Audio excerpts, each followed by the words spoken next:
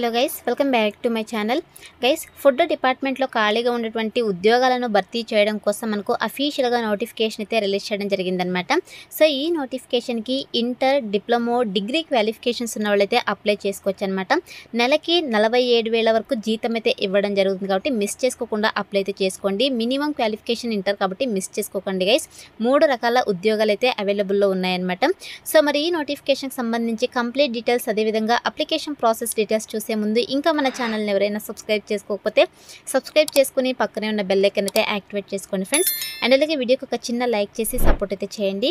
ఇంకా లేట్ చేయకుండా notification details అయితే చూసిద్దాం. గైస్, ఈ నోటిఫికేషన్ వచ్చేసి మనకు central food technological research institute నుంచి రిలీజ్ అయిందనమాట. గవర్నమెంట్ ఆఫ్ ఇండియా కింద అయితే వర్క్ చేస్తామన్నమాట ఈ సంస్థ. సో మనకు అఫీషియల్ వెబ్సైట్లోనే ఈ నోటిఫికేషన్స్ డీటెయిల్స్ అయితే అప్డేట్ చేయడం జరిగింది. సో ఇక్కడ చూడండి, మనకు 3 రకాల ఉద్యోగాలను అయితే భర్తీ చేస్తున్నారనమాట. Junior secretariat assistant, junior stenographer, technical assistant ఉద్యోగాలను అయితే భర్తీ చేస్తున్నారు. గైస్, ఇక్కడ మనకు నోటిఫికేషన్స్ వచ్చేసి వేరువేరుగా ఇవ్వడం జరిగిందనమాట. Junior secretariat assistant, junior stenographer post వచ్చేసి ఒక నోటిఫికేషన్లో, టెక్నికల్ అసిస్టెంట్ పోస్ట్ వచ్చేసి ఒక నోటిఫికేషన్లో అంటే మరో నోటిఫికేషన్లు అయితే ఇవ్వడం జరిగిందనమాట. సో 2 నోటిఫికేషన్స్ కూడా నేనైతే ఈ వీడియోలో ఎక్స్ప్లెయిన్ చేస్తాను కాబట్టి వీడియో అయితే స్కిప్ చేయకండి.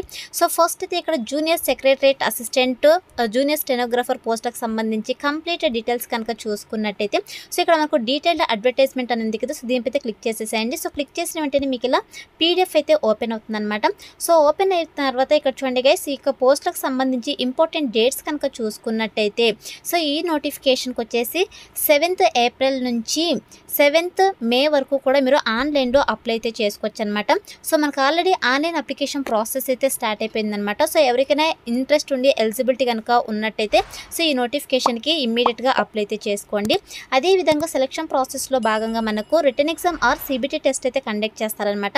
సో ఇక సిబిటీ టెస్ట్, అదేవిధంగా ప్రొఫిషియన్సీ టెస్ట్ వచ్చేసి మనకు జూన్ ఆర్ జూలై 2025 అయితే కండక్ట్ చేస్తామని చెప్పేసి మెన్షన్ చేయడం జరిగిందనమాట. సో ఇక సిబిటీ ఎగ్జామ్కి సంబంధించి, ప్రొఫిషియన్సీ టెస్ట్కి సంబంధించి రిజల్ట్స్ వచ్చేసి మనకు జూలై 2025 అయితే మనకు అనౌన్స్ చేస్తామని చెప్పేసి మెన్షన్ చేయడం జరిగిందనమాట. సో ఇవి వచ్చేసి ఇంపార్టెంట్ డేట్స్.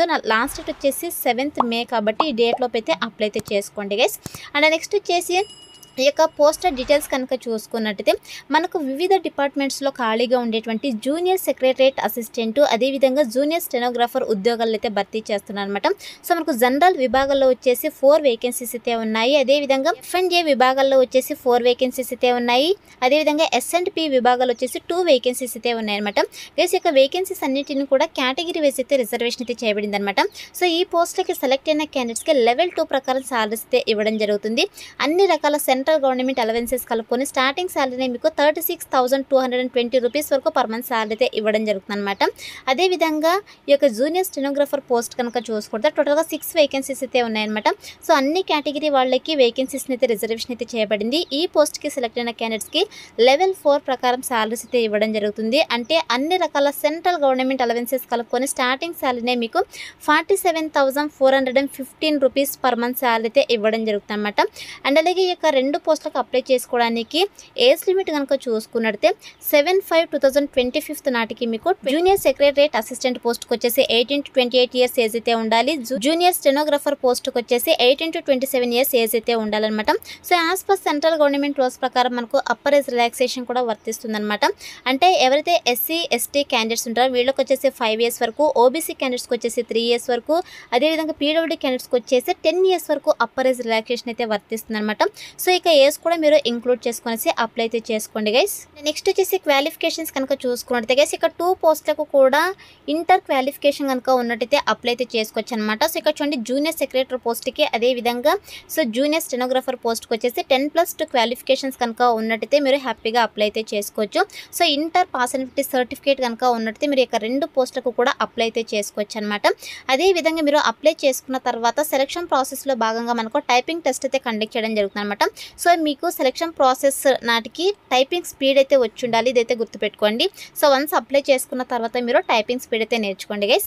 అండ్ నెక్స్ట్ వచ్చేసి ఇక్కడ జాబ్ రిక్వైర్మెంట్ కనుక చూసుకున్నట్టయితే, అంటే నేచర్ ఆఫ్ జాబ్ కనుక చూసుకున్నట్టయితే మీరు ఏ డిపార్ట్మెంట్స్కి సంబంధించి వర్క్ చేయాలి, అంటే ఏమేమి జాబ్ చేయాలి, దేనికి సంబంధించి జాబ్ చేయాలని చెప్పేసి క్లియర్గా మెన్షన్ చేయడం జరిగింది. ఒకసారి అయితే క్లియర్గా చెక్ చేసుకోండి. అండ్ నెక్స్ట్ వచ్చేసి మీకు 35 words per minute typing speed అయితే వచ్చి ఉండాలన్నమాట ఇంగ్లీష్లో, లేదా హిందీలో 30 words per minute typing speed అయితే ఉండాలి.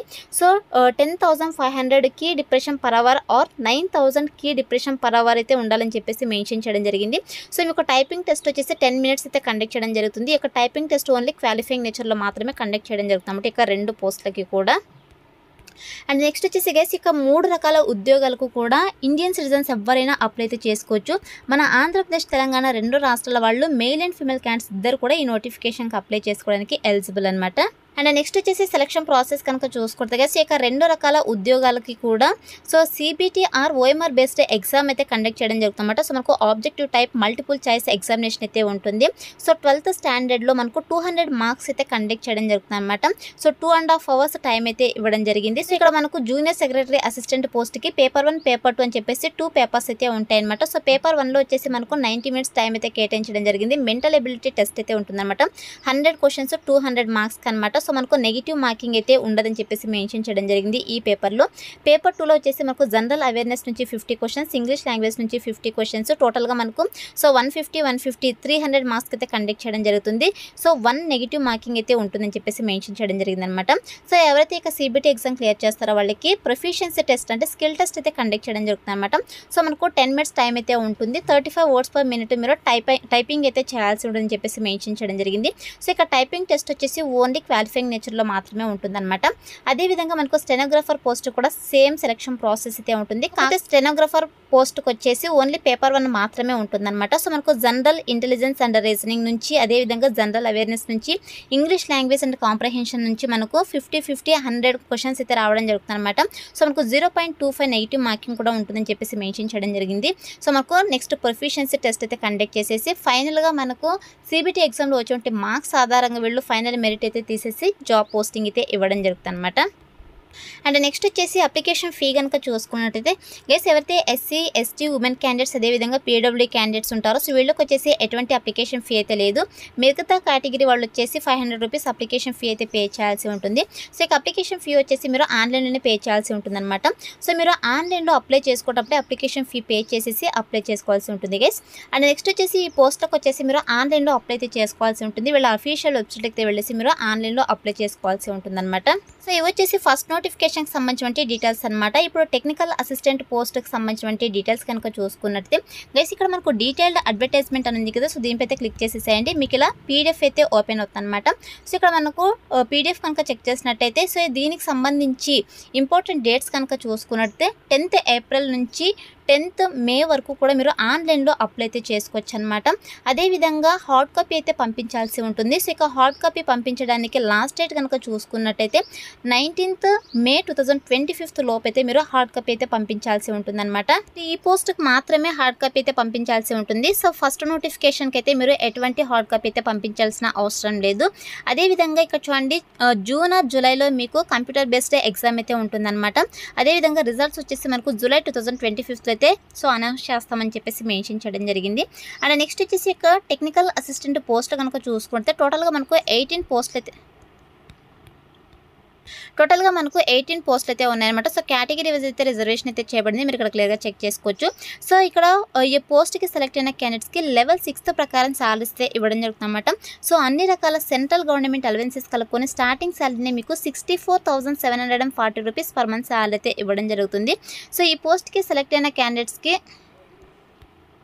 సో ఈ పోస్ట్కి అప్లై చేసుకోవడానికి ఏజ్ లిమిట్ కనుక చూసుకున్నట్టే 18 to 28 years వరకు ఏజ్ ఉన్న వాళ్ళైతే అప్లై చేసుకోవచ్చు. As per central government rules ప్రకారం మీకు అప్పర్ ఏజ్ రిలాక్సేషన్ కూడా వర్తిస్తుంది అనమాట. సో మీకు ఆల్రెడీ ఫస్ట్ నోటిఫికేషన్లో ఎక్స్ప్లెయిన్ చేశారు కదా, అవే డీటెయిల్స్ ఇక్కడ వర్తిస్తాయి అనమాట.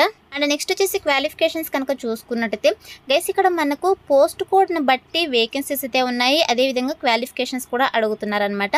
సో ఇక్కడ చూడండి మనకు పోస్ట్ కోడ్ 1 కనుక చూసుకుంటే టోటల్గా 9 వేకెన్సీస్ అయితే ఉన్నాయి. సో మెకానికల్ ఇంజనీరింగ్ విభాగాల్లో క్వాలిఫికేషన్స్ కనుక ఉన్నట్టయితే అప్లై చేసుకోవచ్చు.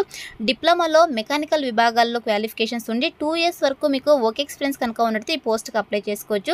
అదేవిధంగా సెకండ్ కనుక చూసుకున్నట్టయితే కంప్యూటర్ సైన్స్ ఆర్ ఇంజనీరింగ్ విభాగాల్లో అంటే డిప్లొమాలో మీకు computer science or and engineering విభాగాల్లో క్వాలిఫికేషన్స్ కనుక ఉండి సో మీకు 2 years రెలవెంట్ ఎక్స్పీరియన్స్ కనుక ఉన్నట్టయితే ఇక సెకండ్ పోస్ట్కి అప్లై అయితే చేసుకోవచ్చు.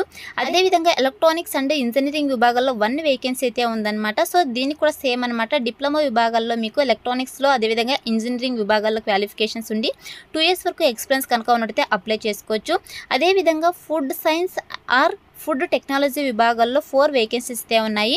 సో మీకు బీఎస్సీ అంటే డిగ్రీలో ఈ యొక్క food science and food technology విభాగాల్లో క్వాలిఫికేషన్ ఉండి 60% మార్క్స్ అయితే మీరు పాస్ అయి ఉండాలన్నమాట. సో ఎటువంటి ఎక్స్పీరియన్స్ కూడా అవసరం లేదు. జస్ట్ మీ దగ్గర డిగ్రీలో బీఎస్సీ అంటే ఫుడ్ సైన్స్ అండ్ ఎటువంటి ఎక్స్పీరియన్స్ కూడా అవసరం లేదు. జస్ట్ మీ దగ్గర డిగ్రీ క్వాలిఫికేషన్ అంటే బీఎస్సీలో మీకు food science or food technology విభాగాల్లో క్వాలిఫికేషన్ కనుక ఉన్నట్టు ఈ పోస్ట్కి అప్లై చేసుకోవచ్చు. అదేవిధంగా మైక్రాలజీ డిపార్ట్మెంట్లో వచ్చేసి మనకు 1 వేకెన్సీ అయితే ఉంది. సో బీఎస్సీ అంటే డిగ్రీలో మీకు మైక్రాలజీ విభాగాల్లో క్వాలిఫికేషన్ కనుక ఉన్నట్టయితే అప్లై అయితే చేసుకోవచ్చు. అదేవిధంగా కెమిస్ట్రీ విభాగాల్లో వచ్చేసి మనకు 2 వేకెన్సీస్ అయితే ఉన్నాయి. సో బీఎస్సీ కెమిస్ట్రీ క్వాలిఫికేషన్స్ ఉండి 60% మార్క్స్తో పాస్ కనుక అయినట్టయితే మీరు ఈ యొక్క పోస్ట్కి అప్లై అయితే చేసుకోవచ్చు అనమాట. సో ఇవి వచ్చేసి ఎడ్యుకేషనల్ క్వాలిఫికేషన్స్ గైస్. మిగతా డీటెయిల్స్ అన్నీ కూడా సేమ్ అనమాట. ఇండియన్ సిటిజన్స్ ఎవరైనా ఈ పోస్ట్కి అప్లై అయితే చేసుకోవచ్చు. అదే ప్రాసెస్ కనుక చూసుకున్నట్టే గైస్ ఇక్కడ చూడండి మనకు OMR based or CBT exam అయితే కండక్ట్ చేయడం జరుగుతుంది. డిప్లొమా ఆర్ గ్రాడ్యుయేషన్ లెవెల్లో అయితే మీకు 200 మార్క్స్కి ఈ యొక్క ఎగ్జామ్ అయితే కండక్ట్ చేయడం జరుగుతుంది. సో 3 అవర్స్ టైం అయితే కేటాయించడం జరిగింది అనమాట. సో మనకు పేపర్ 1 పేపర్ 2 అయితే ఉంటాయి. పేపర్ 1 వచ్చేసి మనకు 1 అవర్ అయితే టైం అయితే ఇవ్వడం జరిగింది. మెంటల్ ఎబిలిటీ టెస్ట్ నుంచి మనకు 50 క్వశ్చన్స్ అయితే రావడం జరుగుతుంది. 100 మార్క్స్ అనమాట. ఎటువంటి నెగిటివ్ మార్క్స్ అయితే ఉండవు. అదేవిధంగా పేపర్ 2లో జనరల్ అవేర్నెస్ నుంచి ఇంగ్లీష్ లాంగ్వేజ్ నుంచి మనకు 25 క్వశ్చన్స్ అయితే రావడం జరుగుతుంది. సో 75 మార్క్స్ అనమాట. 1 నెగిటివ్ మార్కింగ్ అయితే ఉంటుందని చెప్పేసి మెన్షన్ చేయడం జరిగింది. పేపర్ 3లో వచ్చేసి మనకు సో కన్సర్న్ సబ్జెక్ట్ నుంచి 100 క్వశ్చన్స్ అయితే రావడం జరుగుతుంది. 300 మార్క్స్ అనమాట. 1 నెగిటివ్ మార్కింగ్ అయితే ఉంటుందని చెప్పేసి మెన్షన్ చేయడం జరిగింది. సో ఎవరైతే యొక్క పేపర్ 1 పేపర్ 2 పేపర్ 3 సో 3 కూడా క్వాలిఫై అవుతారో సో వాళ్ళకి వచ్చేసి ట్రేడ్ టెస్ట్ అయితే కండక్ట్ చేయడం జరుగుతుంది అనమాట. సో ఎవరైతే ఇక ట్రేడ్ టెస్ట్ వచ్చేసి ఓన్లీ క్వాలిఫైయింగ్ నేచర్లో మాత్రమే అనమాట. సో ఎవరైతే ఇది క్లియర్ చేస్తారో వాళ్ళకి సిబిటి ఎగ్జామ్లో వచ్చే మార్క్స్ ఆధారంగా మెరిట్ అయితే తీసేసి వీళ్ళు సో జాబ్ పోస్టింగ్ అయితే ఇవ్వడం జరుగుతుంది అనమాట. డాక్యుమెంట్ వెరిఫికేషన్ చేసేసి సో ఈ పోస్ట్ కూడా మీరు ఆన్లైన్లోనే అప్లై అయితే చేసుకోవాల్సి ఉంటుంది. ఆన్లైన్లో అప్లై చేసుకున్న తర్వాత మీరు హార్డ్ కాపీ అయితే పంపించాల్సి ఉంటుంది అనమాట.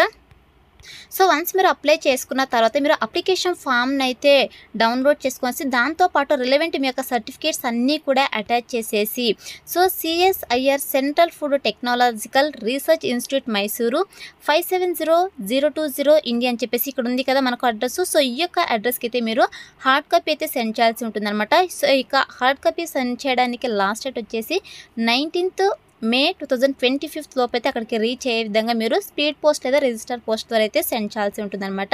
సో ఈ విధంగా మీరు ఆన్లైన్లో అప్లై అయితే చేసుకోవాల్సి ఉంటుంది గైస్. సో ఇవి వచ్చేసి నోటిఫికేషన్స్ డీటెయిల్స్ అనమాట. సో మీకు ఏమైనా డౌట్స్ కనుక ఉన్నట్టయితే నాకు కామెంట్ సెక్షన్ అయితే కమెంట్ చేయండి. 100% నేనైతే రిప్లై అయితే ఇస్తాను. సో ఇక నోటిఫికేషన్స్కి సంబంధించి ఇంపార్టెంట్ లింక్స్ అన్ని కూడా డిస్క్రిప్షన్లో ప్రొవైడ్ చేశాను. సో అక్కడ నుంచి మీరు డైరెక్ట్గా ఆన్లైన్లో అప్లై అయితే చేసుకోండి guys, interested candidates, eligible candidates. So ఇది ఫ్రెండ్స్ ఇవాల్టి వీడియో. మరొక మంచి వీడియోతో మళ్ళీ కలుద్దాం. Thank you.